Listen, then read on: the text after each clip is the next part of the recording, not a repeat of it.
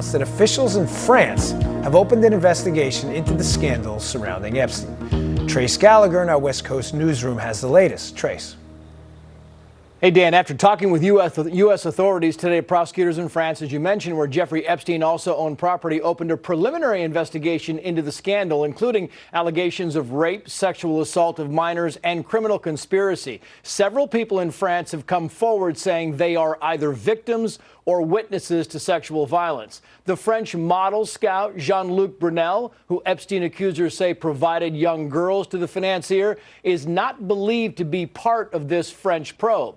Meantime, the president of the Massachusetts Institute of Technology, or MIT, says the university received about $800,000 in donations from Jeffrey Epstein. The money went to Media Lab, which is an MIT elite research center. And apparently much of the money was accepted after Epstein pled guilty to soliciting a minor for sex and after he was labeled a sex offender. The MIT president has apologized for, quote, a mistaken judgment, saying it led to shame and distress, and that the university will try to make amends.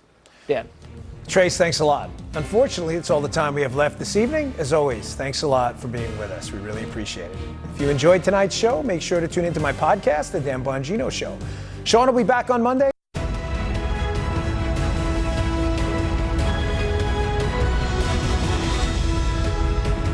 Good evening, everyone. I'm Laura Ingraham. This is a special edition of the Ingraham Angle from Washington, and we begin tonight with an afternoon announcement from the Supreme Court that sent shockwaves through the nation's capital. Ruth Bader Ginsburg, one of the longest-serving justices, has just completed 3 weeks of radiation treatment for a malignant tumor on her pancreas. Now, while the court suggests in its note that the tumor has been successfully isolated, anyone who knows much about this horrific disease can tell you that this is pretty dire.